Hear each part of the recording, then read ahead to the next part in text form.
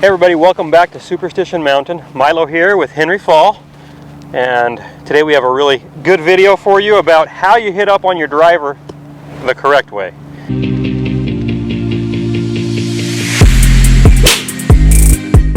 There's a lot of ways that I see people try to hit up on a driver.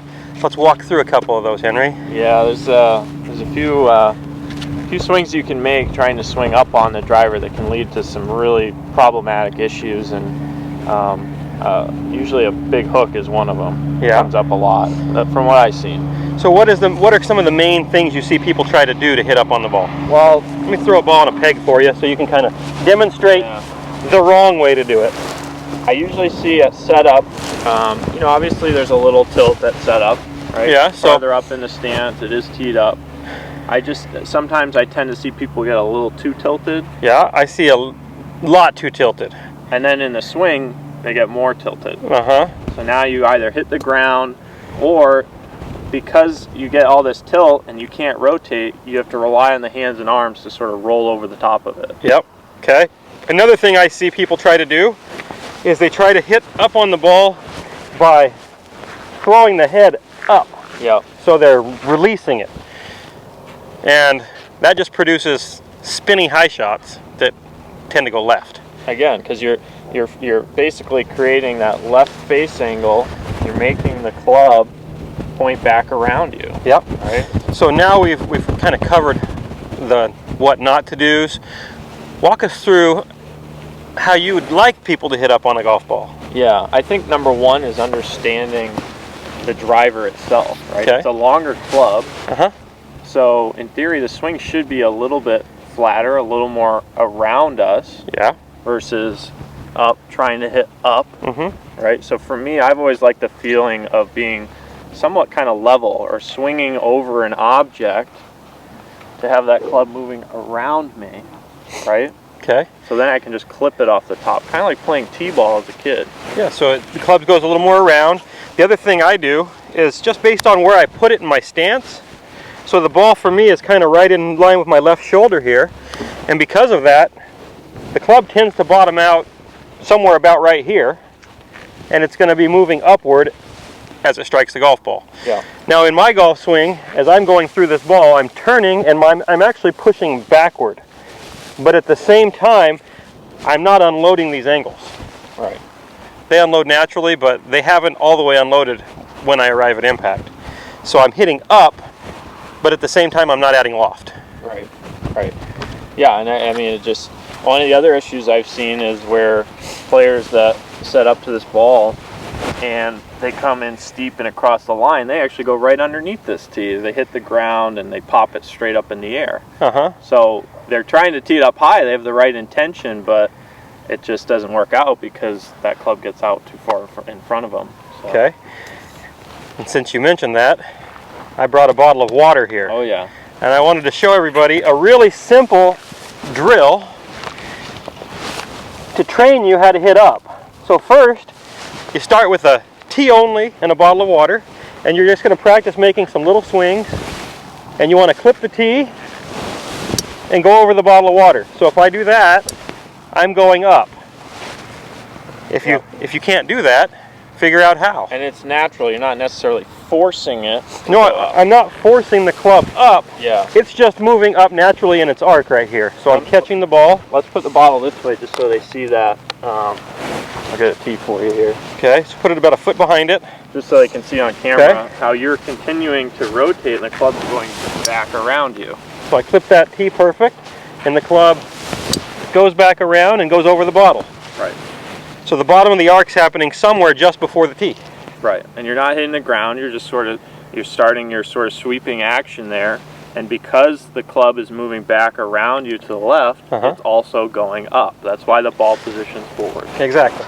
Now once you can do it and just clip the top of the tee, now we'll throw a ball on the tee, and we'll start slow and try to hit the ball without hitting the tee.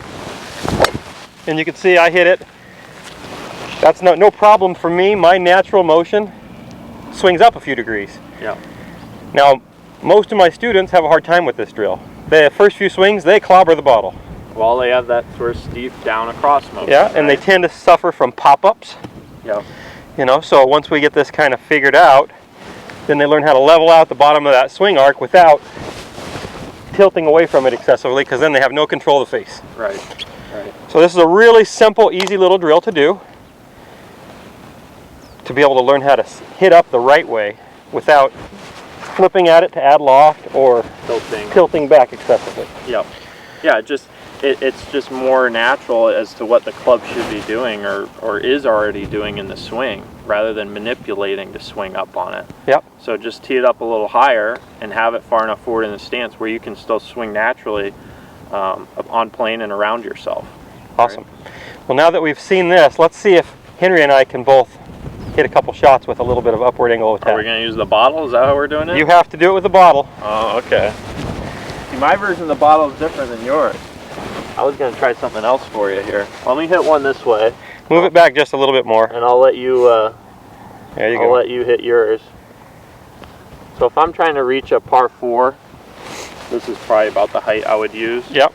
So you're going to, this is going for the big smasher, right? Right. And again, at setup I might have just a tiny bit more tilt, but it's really ball position. And in your normal drive, you don't actually hit up much. You're pretty level, right? I'm pretty level. I like to see kind of a little squeeze fade that, I wouldn't call it a burner, but it's definitely not as high as maybe like a Bryson would hit it or a Rory would hit it. Yep. So okay. I like to kind of have that piercing trajectory. Well, here you're going to get a nice high one. Okay, and he had no problem getting it over the bottle, and hopefully he kept it on our driving range. Yeah, I don't know. Oof, you hit it over that person that's walking over there. That was pretty good. I'll let you hit one. Okay. I better aim a little more left than that, so I keep it in the range. Okay. They're in depth zone. I won't hit it real hard. A little bunter. I'll hit a little squeezer out there. Well, it's good if you can do it slow, though. That's a good practice too. There you go. Okay. Let me do one more here. You gotta try it without the cap on this guy. Oh, you're gonna put it on top of a tall bottle and just clip it off the top? So this is great for radius control too. Don't you spill my water now. I'll try not to. I'm probably gonna have to hit it a little, groove low on this thing. But it's a great practice for radius control. I mean, if you have a really tall tee, or one of the things I always do with students that struggle with either a slice or hitting down the driver and hitting the ground, is putting like a head cover down on the ground and say, hey, you swing over it, no ball, just see if you can swing over it, right? Kind of like the bottle. Same idea as the bottle. Yeah, and half the time, I swear, they hit the ground first thing, or they hit the head cover. So it teaches them to get that more roundabout motion, feeling like sort of like that tee-ball move I was kind of referring to. So I'll try this right here. Hopefully the bottle doesn't blow up in my face. Oh, topped it. That was pretty clean though. See, I put the bottle right back in there for you. I capped it for you. That was pretty good, actually. That was kind of cool. So now that we understand how we hit up on the golf ball, let's talk about the effect that hitting up on the ball has on the path of our swing and the face. Let's hear it from you, Henry. Well, I mean, when you start to swing more up on a driver, or any club for that matter, the path begins to work back up around us on the arc. Yeah, so the path becomes slightly more to the left. Exactly. Right? So as we tee it higher, right, in theory, we're going to have it a little more forward, so the path is going to be more left. So this is why you see a lot of guys that hit it far off a tall tee, they start to get their trail foot kind of back more and more. Yes. Kind of like Bryson you're seeing. Yeah, so that actually counteracts the fact that they're hitting up, neutralizes the path so they can still hit it fairly straight, because otherwise it starts to turn into a cut, which is what I do. I just go with it and let it cut. Yeah, and I've had to kind of work on that a little bit with use, because I've always hit that sort of more piercing cutter off sort of a mid-height tee. So when I tee it up higher, my tendency is to, the path gets a little more left, and now because I don't flip the face over, that ball actually starts a little right of my intended line. Cuts even more, right? Because that face is kind of passive. Yep. And I'm putting that spin on it, and it starts a little right of where I want it to. So now I've worked more on getting my alignment correct with that. Awesome.